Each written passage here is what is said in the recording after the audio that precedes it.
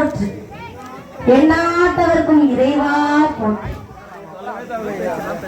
வானாகி மண்ணாகி வழியாகி ஒளியாகி ஊனாகி உயிராகி உண்மையுமாய் இன்மையுமாய் கோனாகி யான் எனது என்றவரை கூத்தாட்டு வானாகி நின்றாயே என சொல்லி வாழ்த்துவனே.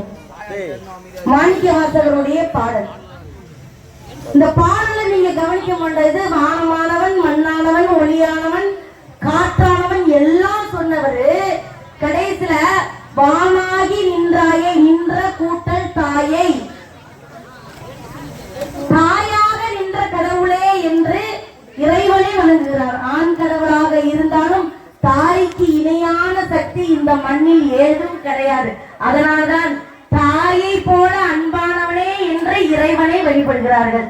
ஆக அப்பேற்பட்ட இந்த சோழபுரீஸ்வரர் கோயில்ல இன்னைக்கு பரதநாட்டிய நிகழ்ச்சி நடத்துறதுல ரொம்ப சந்தோஷம். நடிகைகள்லாம் பாடல்கள்லாம் தெரியாதுன்னு நினைக்காதீங்க, கொஞ்சம் எனக்கும் இறை ஞானம் உண்டு.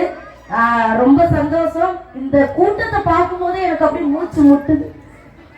இத்தனை பேரை என் மேல இவ்வளவு அன்பா இருக்கிறீங்க. இந்த கோயில்ல இன்னைக்கு இந்த கோயில் மண்ணை மிதிச்ச உடனே எனக்குள்ள ஒரு உண்மையிலே சொல்றேன், அவளுக்குள்ள ஒரு பவர் அப்படியே எனக்கு உள்ள ஒரு மெய் சிலிர்த்துருச்சு. ஏன்னா இறைவனை மாணிக்கவாசகர் ஒரு இடத்துல சொல்றாரு, அப்பா உன்னை நான் என்னை தேடி தேடி வரும்பொழுதெல்லாம் நீ யாருன்னு தெரியாம விட்டுட்டேன். கடைசியில உன்னை யாருன்னு அறிஞ்சதுக்கு அப்புறம் நான் உன்னை தேடி வரணும்னு நினைக்கும் பொழுது என் கையில நீ அகப்படவே இல்லையே. இது எப்படி இருக்கு அப்படின்னா, ஒரு குழந்தை கையில தங்க கிண்ணத்துல சாப்பாடு கொடுத்து ஊட்டினாலும் அதுக்கு தங்க கிண்ணத்துல சாப்பாடு கொடுக்கறது தெரியுமா, அது தட்டி விட்டுரும். அப்ப ஒரு வயது வந்ததுக்கு அப்புறம் தான் அது தங்க கிண்ணமா இல்ல சாதாரண கிண்ணமான ஒரு குழந்தைக்கு தெரியும். அது போல நான் தட்டி விட்டுட்டேன் அப்படின்னு சொல்லி பாடுறாரு. ஆக இறைவன் நினைத்தால் மட்டும்தான் அவனுடைய மண்ணில நம்ம இன்னைக்கு கால் வைக்க முடியும். இன்னைக்கு தீபாக்கா இந்த கோயிலுக்கு வரணும்னு தீபாக்கா நிர்ணயம் பண்ணல. சோழபுரீஸ்வரர் இன்னைக்கு தீபாவளி இந்த மண்ணில காலை மிதிக்கணும், என்ன கும்பிட அத்தனை பேரும் இன்னைக்கு உன்னைய பார்க்க வேண்டும் என்று அவன் இட்ட செயல். அவன் இட்டதை நான் மாற்ற முடியுமா?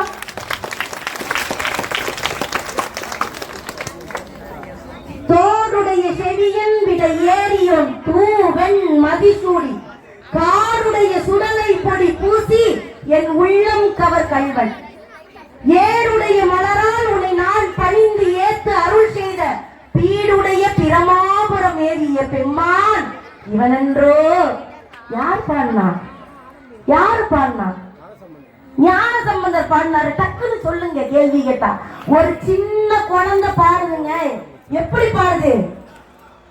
என் உள்ளம் கவர் கல்வந்த வார்த்தையை சொல்றதுக்கு அந்த குழந்தைக்கு எத்தனை ஒரு முக்தி வந்திருக்க வேண்டும். அந்த கல்வன் என்ற அந்த வார்த்தையை அந்த குழந்தை பயன்படுத்துதுன்னா, இறைவன் 5 வயதாக குழந்தையாக இருந்தாலும் ஆட்கொள்ள வேண்டும் என்று நினைத்து விட்டால் ஆட்கொண்டு வருவார்.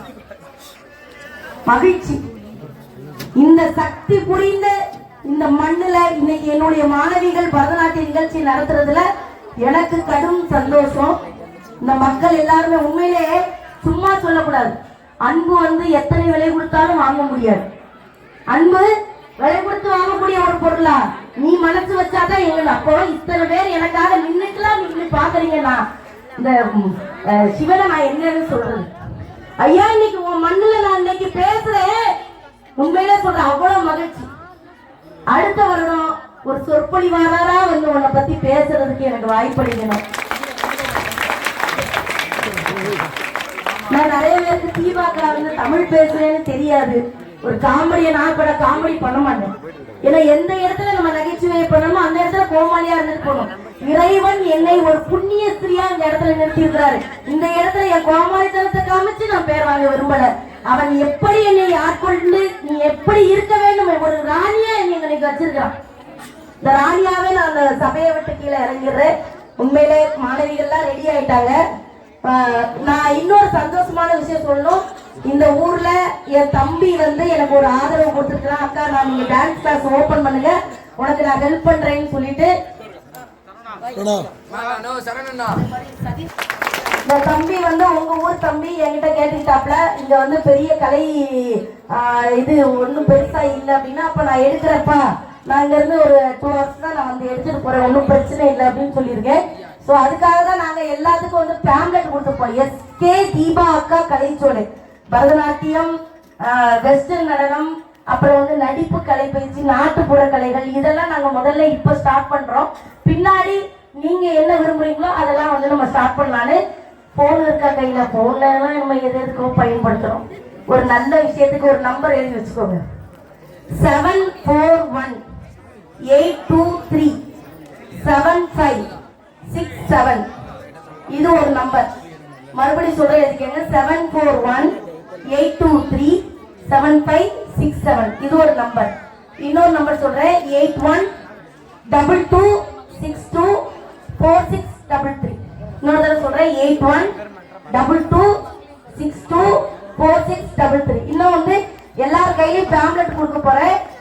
உங்க பிள்ளைங்களை நீங்க வந்து இந்த கலைத்துறையில வந்து நீங்க பயணிக்க வைக்க வேண்டும் என்று ஆசைப்பட்டால் நீங்க வந்து போன் பண்ணி நீங்க சொன்னீங்கன்னா நாங்க வந்து இங்க கிளாஸ் எடுப்போம். ஏற்கனவே வந்து அது அட்ரஸ் எல்லாம் போட்டுட்டேன், இங்க எடுக்க போறேன் அப்படிங்கறது முதற்கொண்டு. எனக்கு ஒருத்தர் கல்யாண மண்டபம் கொடுத்து ஹெல்ப் பண்றாரு, தம்பி வந்து ஆண்கள் எல்லாம் உனக்கு புடிச்சு கொடுக்குறேன் ஹெல்ப் பண்றாங்க. எல்லாரும் அத எல்லாம் இந்த கோயில் மண்ணுல வந்து நடக்கணும்னு இருந்திருக்கு. ரொம்ப சந்தோஷம். இப்ப எங்க பள்ளி மாணவிகளுடைய நடன நிகழ்ச்சியை பார்க்கணும்ல, குழந்தைங்களாம் ஆடுறது. பிள்ளை இருக்க வேண்டும், குழந்தைங்க ஆடுறதுல பிள்ளை இருக்கணும். பிள்ளை இல்லாம வந்து அவங்க தீபாக்கா கிடையாது இல்லையா? இறைவனே பிழை இருக்கிறவங்களுக்கு தான் ஆசீர்வாதம் கொடுப்பார். ஏன்னா பிழைதான் நம் வாழ்க்கையை திருத்திக் கொள்வதற்கு ஒரு வழி. ஆகவே குழந்தைகள் ஆடும்பொழுது தயவு செஞ்சு உங்க கைகளை தட்டி ஆதரவு கொடுக்கணும்னு சொல்லிட்டு நாங்க டான்ஸ் ஃபர்ஸ்ட் ஸ்டார்ட் பண்ணிடலாம். ஆமா, ஃபர்ஸ்ட் முருகனுடைய வணங்கம்மா, நீங்க வாங்க. அம்மா வாங்க. அம்மா ரொம்ப நன்றிங்கம்மா, நன்றி.